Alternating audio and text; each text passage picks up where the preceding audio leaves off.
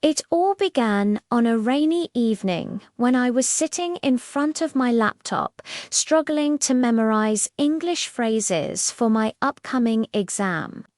No matter how many vocabulary lists I reviewed, I felt stuck. Then an advertisement popped up on my screen. Learn languages with AI personalized, fast and fun. Curious and desperate, I clicked on it. That click changed the way I learned forever. The app was called LinguaMind, an artificial intelligence-based language tutor that promised to understand my voice, my mistakes, and even my emotions. It greeted me with a cheerful voice. "Hello, I'm Lena, your AI learning companion. What language would you like to practice today?" "English," I replied. "Great choice," Lena said enthusiastically. "Let's start with something fun. Can you describe your day in English?" Her voice was friendly and natural, not robotic at all. I spoke slowly, making several grammar mistakes along the way, but instead of simply marking them wrong, Lena gently corrected me. "Try saying 'I have been studying English' instead of 'I was studying English.'" Then she explained why, using examples I could easily understand. For the first time, learning felt like a real conversation rather than a test. I could practice at my own pace without feeling shy or embarrassed. Lena never judged my accent. She just helped me refine it. Every session was unique. One day, she turned learning into a game. "Let's play a travel simulation," she suggested. "You're visiting London. I'll be the shopkeeper, and you'll buy a souvenir." I laughed and said, "Okay, I'll try." "Hello, welcome to my shop. How can I help you today?" she asked in a lively tone. "I want to buy a keychain." "Excellent, a keychain. How many would you like one, please? Here you go. That'll be £5. I repeated the sentences several times, learning pronunciation, rhythm, and polite expressions naturally. It felt more like playing than studying. Over time, I noticed how the AI adapted to my progress. It remembered which words I struggled with, created personalized quizzes, and even sent motivational messages. "You've improved your fluency by 15% this week. Keep it up." It was like having a private teacher who never got tired. One evening, Lena introduced me to AI storytelling. She said, "Let's create a story together. You start with one sentence and I'll continue it." I began. "Once upon a time, a young student wanted to speak perfect English." She added, "And one day, that student met an AI teacher who could speak every language in the world." We went back and forth, creating a fun, imaginative story. I learned new expressions like "in the blink of an eye," "step by step," and "against all odds." By the end, I had not only improved my vocabulary, but also my creativity. But learning through AI wasn't just about grammar or words. It also built confidence. Lena encouraged me to speak freely, even when I made mistakes. She would say, "Remember, making errors means you're learning. Every word you try brings you closer to fluency." Those words motivated me deeply. Soon, I started using English outside the app, in emails, online forums, and even when chatting with tourists in my city. The more I practiced, the more natural it felt. I was amazed by how much progress I had made without a traditional classroom. Curious about how it all worked, I asked Lena one day, "How do you understand my speech so well?" She replied, "I use natural language processing, a type of AI that allows me to understand human speech patterns. I analyze context, tone, and meaning to give you better feedback." That was another lesson, not just in English, but in technology. I learned terms like machine learning, data training, and speech recognition. It felt empowering to understand how AI was helping millions of learners like me across the world. As weeks passed, the sessions became more advanced. Lena started using real-life topics like climate change, travel, and technology in our lessons. One day, she said, "Let's discuss artificial intelligence in education. What do you think? Is it helpful or harmful?" I took a deep breath and answered confidently, "I think AI is helpful because it gives people equal opportunities to learn. It doesn't judge, it's always available, and it makes learning exciting." She responded warmly, "That's an excellent opinion. You expressed it very clearly." Hearing that felt better than getting a high score. I realized I was no longer afraid to speak. To test my skills, I joined an online English-speaking group. When I introduced myself in fluent sentences, other learners asked, "Wow, where did you study?" I smiled proudly and said, "With an AI teacher." That night, I reflected in my journal. Learning through AI has changed everything for me. I no longer memorize words, I live them. I don't just repeat sentences, I create them.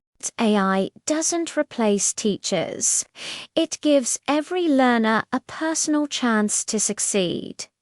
A few months later, Lena congratulated me. "You've completed level 10.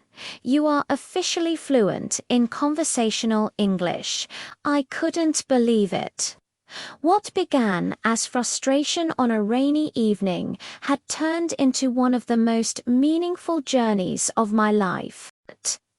Now, I sometimes use my English skills to help others who are just starting. I tell them, don't be afraid to use AI. It's not just technology, it's a companion that learns with you. When I look back, I see more than language progress.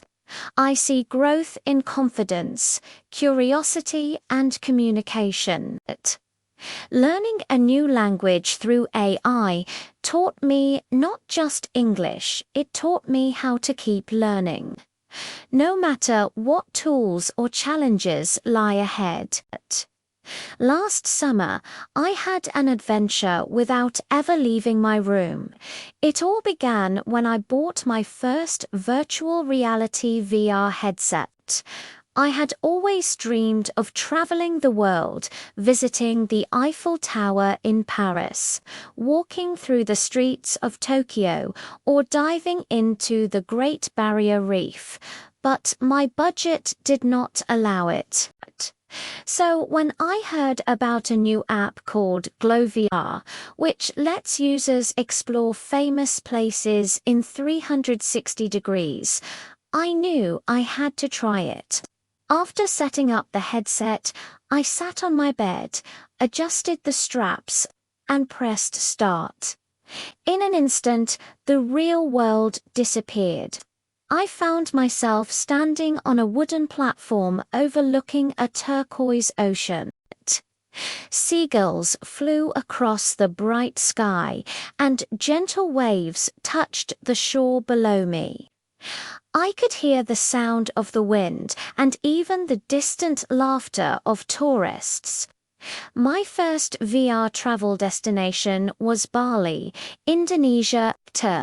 I turned my head to the left and saw a beautiful temple standing gracefully on a cliff. To the right, there was a small market full of colorful souvenirs. The experience felt unbelievably real. I slowly reached out my hand, even though I knew I could not actually touch anything. It was strange and magical at the same time. A friendly voice suddenly spoke from the headset. "Welcome to Tanalot Temple, one of Bali's most iconic landmarks." It was my virtual tour guide, an English-speaking assistant built into the app. I listened carefully to every word, using the opportunity to practice my listening skills. The guide described the history of the temple and the cultural traditions of Bali.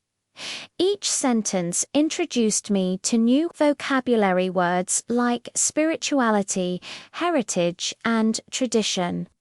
After the Bali tour, I selected my next destination, Paris, France. In less than 2 seconds, I was standing in front of the Eiffel Tower.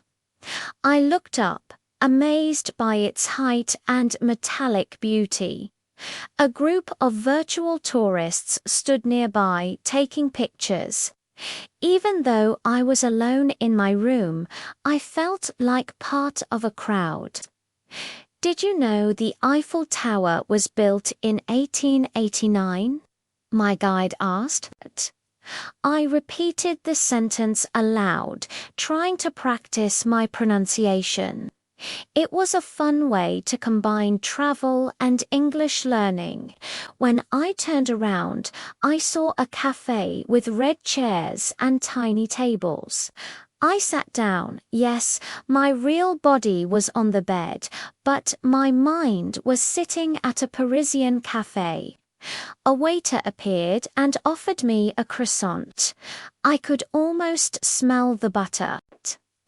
The most emotional part of the experience came during my visit to the Northern Lights in Iceland. The VR environment transported me to a snowy mountain landscape.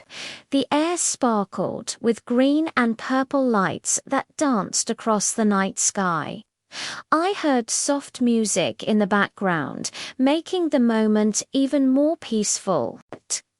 I whispered to myself, "This is beautiful," forgetting for a second that I was not really there. I felt calm and grateful, as if the world had opened its doors to me. While traveling from one virtual destination to another, I realized that VR travel was more than entertainment. It was education. I was not only seeing new places, but also improving my English vocabulary and pronunciation naturally. The app allowed me to interact by answering quiz questions, repeating sentences, and describing what I saw. For example, when I visited the Grand Canyon, the guide asked, "Can you describe what you see?" I replied, "It's vast, rocky, and breathtaking." Each time I spoke, the program corrected my pronunciation gently. It was like having a private English teacher inside a magical world. After visiting several locations from the busy streets of Tokyo to the peaceful beaches of Hawaii, I decided to end my journey in New York City. The VR simulation placed me right in Times Square at night. Giant billboards flashed advertisements all around me. Taxis honked in the distance. I could hear street musicians playing lively tunes. It was thrilling. I noticed how people in the simulation used everyday English phrases. Excuse me, thank you, how much does it cost? And I practiced them aloud. My confidence grew with each phrase I repeated. When I finally removed the headset, my room felt small and quiet. Yet inside my mind, I had traveled across continents. I realized that technology could break barriers, distance, money, and even language. Later that evening, I wrote in my English journal, "Today, I traveled the world through VR. I visited places I had only seen in pictures, learned new English words, and improved my pronunciation." It felt like magic, the perfect combination of learning and discovery. That night, I also reflected on how VR could change the future of education. Students could walk through ancient Rome while learning history, or explore the ocean floor while studying science. And, of course, English learners like me could experience real-world conversations in a safe, interactive environment. The next day, I recommended GlowVR to my friends. We even planned to meet online inside the app to practice English together while exploring new destinations. It felt like the start of a new way of learning, exciting, immersive, and meaningful.